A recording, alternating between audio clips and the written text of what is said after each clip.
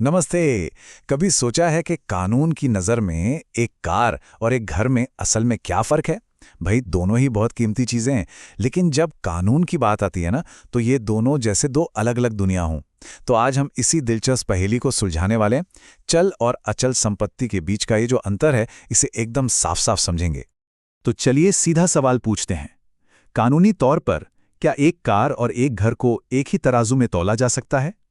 पहली नज़र में जवाब हाँ या ना में लग सकता है, लेकिन इसका असली जवाब थोड़ा घुमावदार है और शायद आपको हैरान भी कर दे। चलिए इस कानूनी गुत्थी को मिलकर सुलझाते हैं। तो इस पहेली को सुलझाने के लिए हमें इसके पहले हिस्से को समझना होगा। तो आइए सबसे पहले बात करते हैं चल संपत्ति की, या जिसे हम मूवेबल प्रॉपर्टी भी कहते हैं। देखिए, जैसा कि नाम से ही पता चल रहा है, चल संपत्ति मतलब वो हर चीज जिसे एक जगह से उठाकर दूसरी जगह पर आसानी से रखा जा सके और ऐसा करने में उसे कोई नुकसान भी ना हो। जरा सोचिए, क्या एक कुर्सी को उठाकर दूसरे कमरे में रख सकते हैं? बिल्कुल रख सकते हैं। तो बस ये एक चल संपत्ति है, इतना ही आसान है ये। अच्छा, अब जरा अपने आसपास नजर घुमाइए। जो फोन हाथ में है, कलाई पर बंधी घड़ी, घर का सोफा या टेबल, ये सब चल संपत्ति के बढ़िया उदाहरण हैं। और हाँ, यहाँ तक कि बैंक में रखा हुआ पैसा या घर की तिजोरी में रखे गहने, वो भी इसी में आते हैं। क्यों? सीधी सी बात है, क्योंकि इन सभी चीजों को एक जगह से दूसरी जगह ले जाना मुमकिन है ना? तो चल संपत्ति तो समझ आ गई। अब देखते हैं सिक्के का दूसरा पहलू, जो इससे बिल्कुल उल्टा है।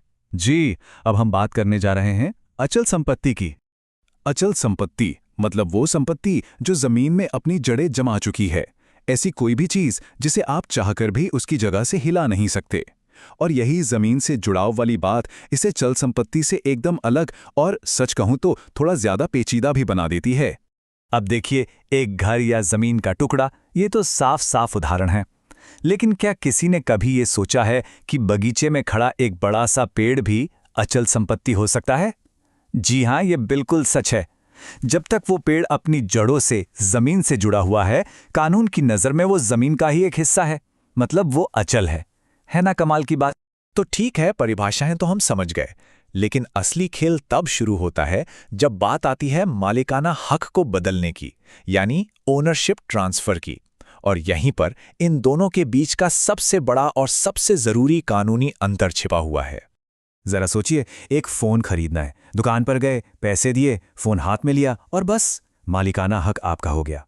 कितना आसान है। पर क्या एक घर भी ऐसे ही खरीदा जा सकता है? नहीं, बिल्कुल नहीं। घर या जमीन के लिए एक लंबी चौड़ी कानूनी प्रक्रिया से गुजरना पड़ता है। इसके लिए सरकारी दफ्तर में बाकायदा रजिस्ट्रेशन करवाना होता है, ताकि सरकारी रिकॉर्ड में ये दर्ज हो जाए कि अब इसका नया मालिक कौन है। और तो और इस पर स्टैम्प ड्यूटी नाम का एक टैक्स भी सरकार को देना पड़ता है। और एक बात साफ समझ लीजिए, ये सिर्फ कोई कागजी कार्रवाई नहीं है। इस लाइन को बहुत ध्यान से सुनिए।